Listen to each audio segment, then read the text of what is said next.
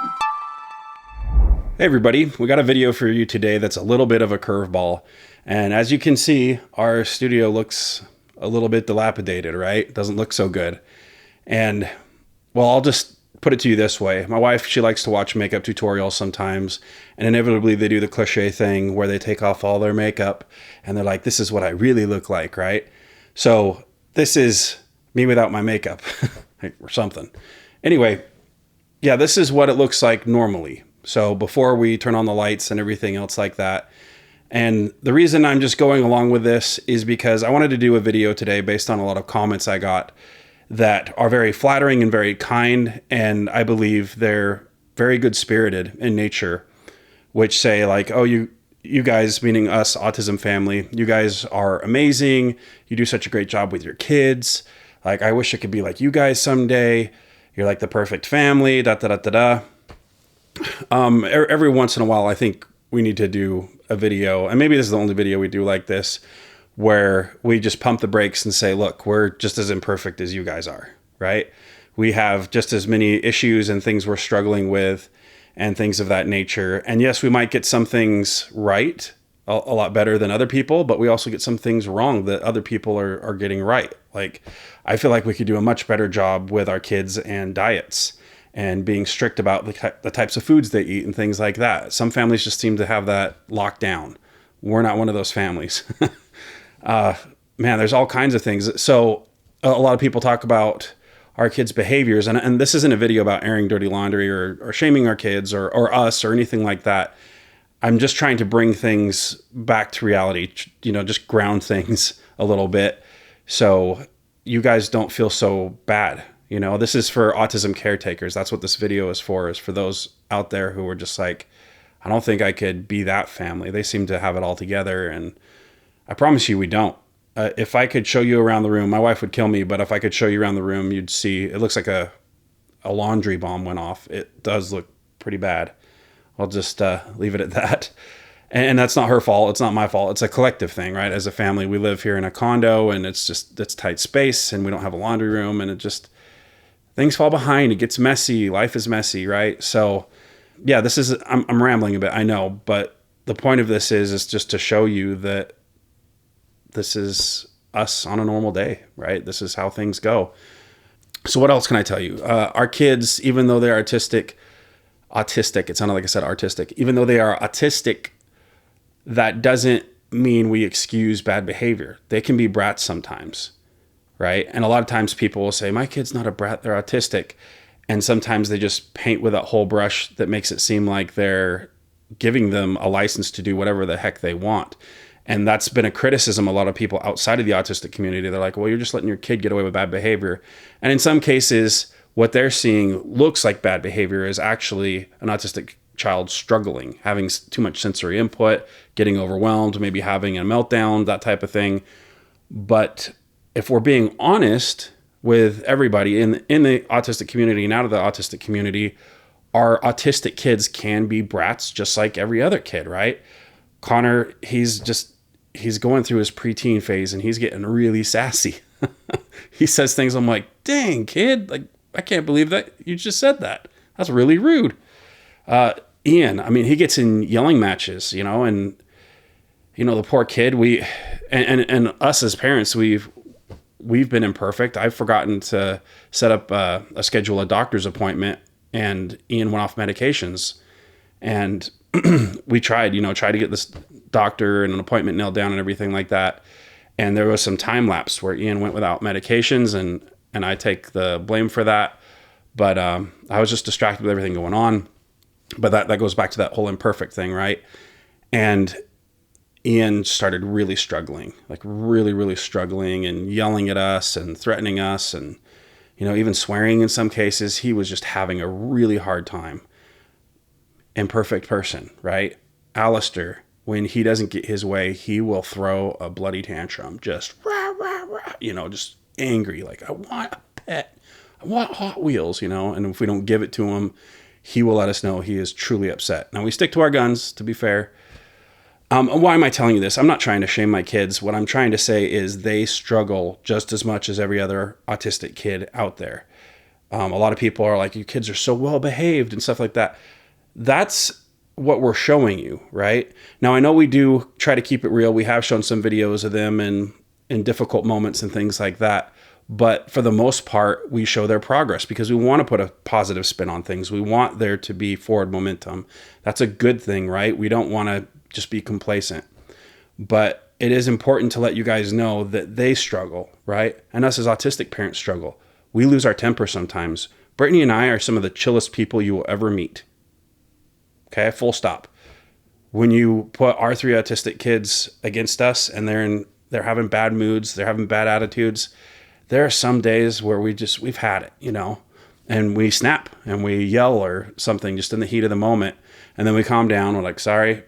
Like, we're good. But yeah, as chill as we are, even the calmest people can snap under the right conditions. So yeah, we have issues with that too. So if you're struggling out there as an autism caretaker and you feel like, geez, I don't know how these guys have got it so pulled together, how they just seem to breeze through this whole autism thing without any problems. That is not the truth at all. And I want you guys to know that we are in the same boat that you are in. And that likewise, I think you guys are doing awesome. I read your comments, and just the very fact that you care about your kids and you're struggling and you're trying to make things right with your kids tells me that you are a good parent or you are a good caretaker. You're trying to do your best. And yeah, it's going to be messy and sloppy and all that stuff, but when isn't it, right? I want to tell you about a family I knew that I thought was all perfect and had it all together. And as you start peeling away the layers, right, you discover more things about people. And I'm not going to name their names or anything like that. I still think they're a wonderful family as far as I know. But there was this girl I was interested in. This is back in my college years before I met Brittany. And I thought she had it all put together, right? She was a concert pianist.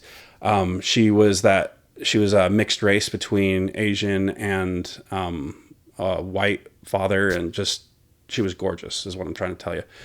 And just very smart, very articulate, everything, just the whole package, right?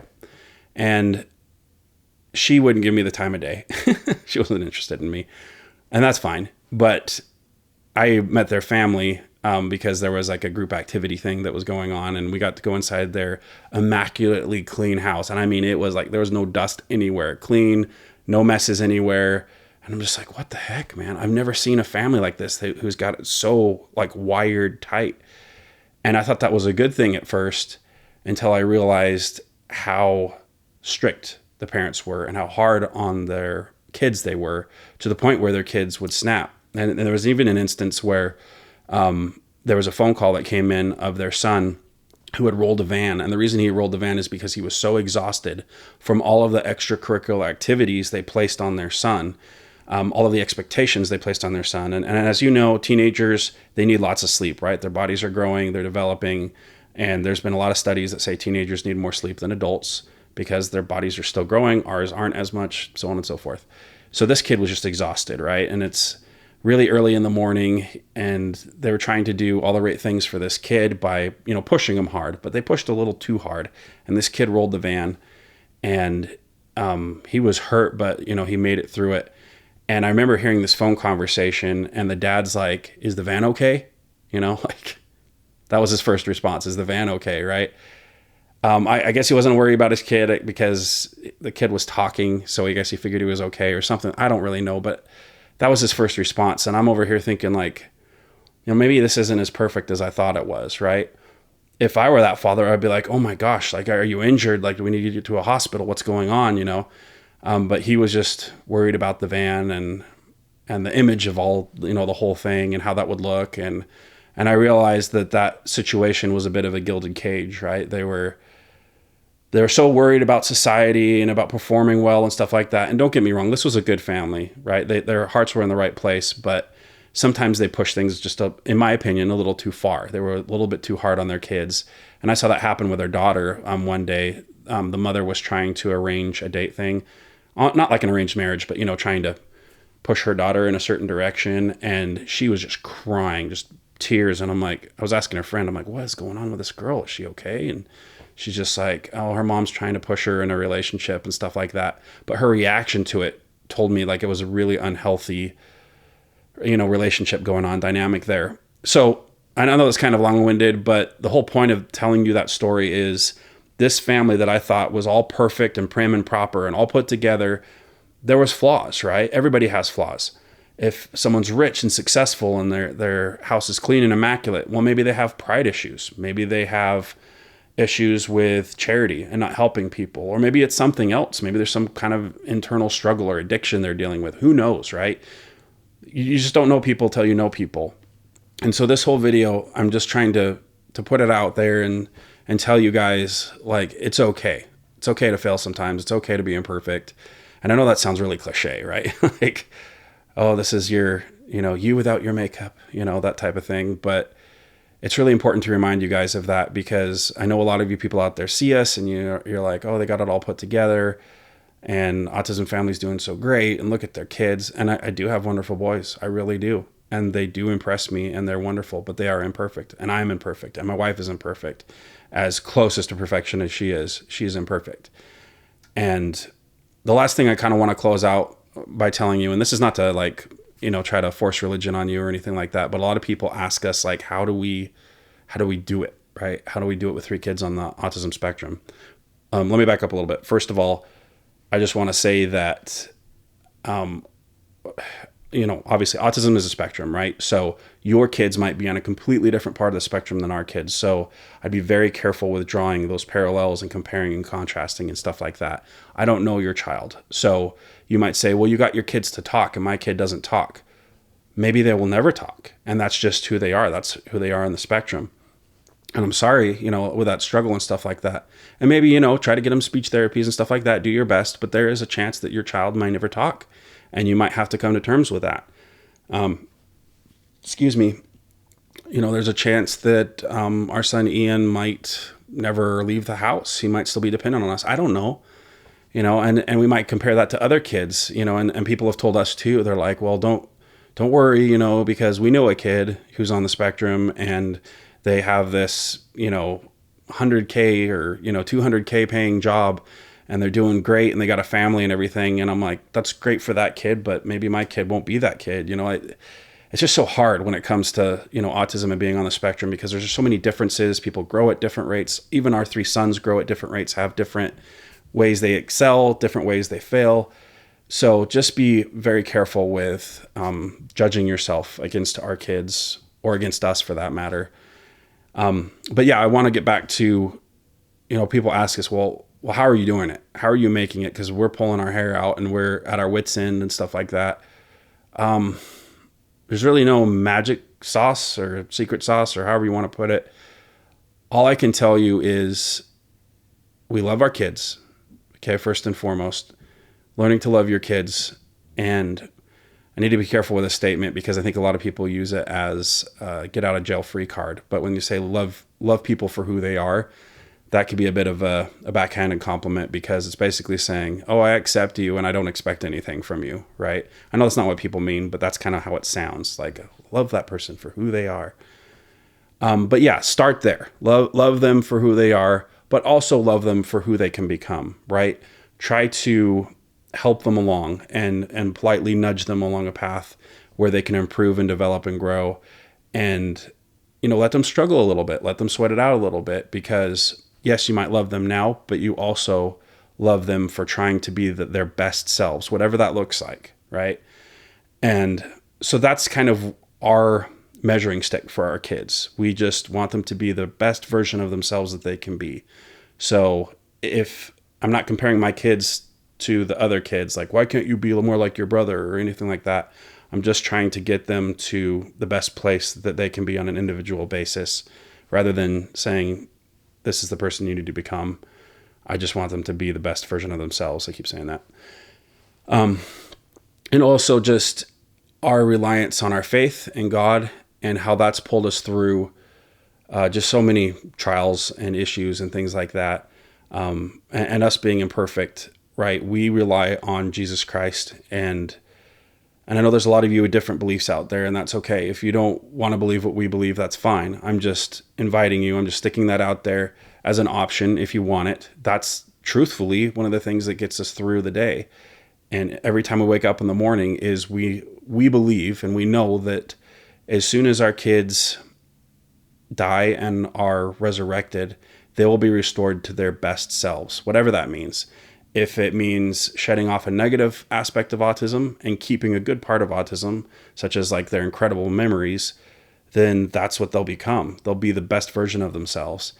And so that gives us something to look forward to. But it's not just based on, what we think is blind faith or a vain ambition or something like that.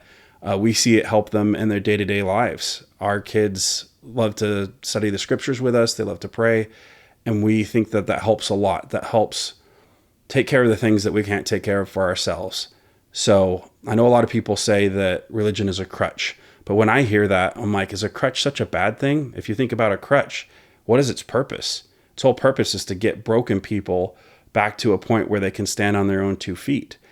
And since all of us are broken, the entire world is broken, we all need a crutch. We all need something to help us out. Because if you try to walk on your own when you're injured, you're going to keep that injury and it's going to stay with you the rest of your life. It could make matters worse, right? So I don't see a crutch as a bad thing as long as it's getting you to a place where you can stand on your own 2 feet, you can become better. And so that really gets us through the day, really and truly.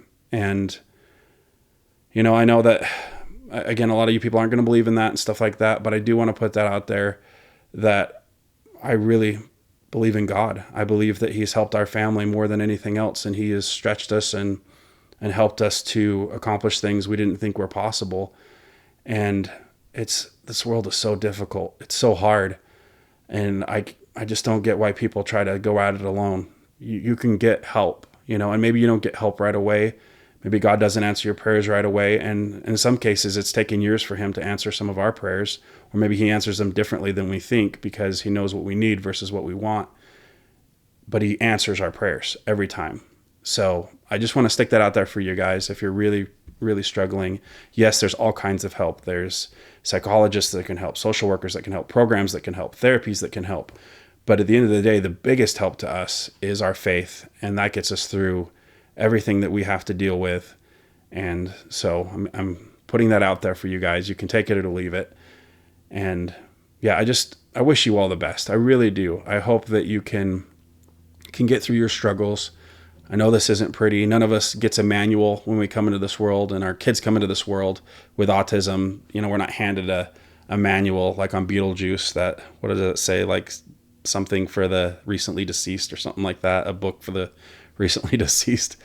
That always cracked me up that there was a manual, but we don't get a manual. So we're all struggling. We're all trying to figure it out. And that's one of the reasons we started this channel, was to help you guys try and figure out this mess and what the things we deal with and work it out together. And yes, we've made mistakes. We've said things on videos where like, oh, we could have phrased that differently, or I wish I could take that back and fix that.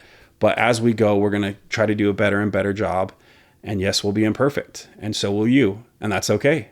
And that's the video, guys. I know that seemed a little bit kind of all over the place, but I hope it helps you. I hope it makes you, if nothing else, that the rest of your day and week you'll feel better, and you'll feel inspired to do better, and realize that when you screw up, or maybe the laundry doesn't get done, or the trash doesn't get taken out, or maybe you snap at one of your kids or something like that, that you're just going to roll with it and you're going to do better. And if your kids have issues, you're going to deal with that and help them, and they're going to get better, and it'll be okay. All right. Life is messy. This whole mortality is messy. It was meant to be that way. Okay. God can help you. Please rely on him. Thanks, guys. I'll see you in the next video.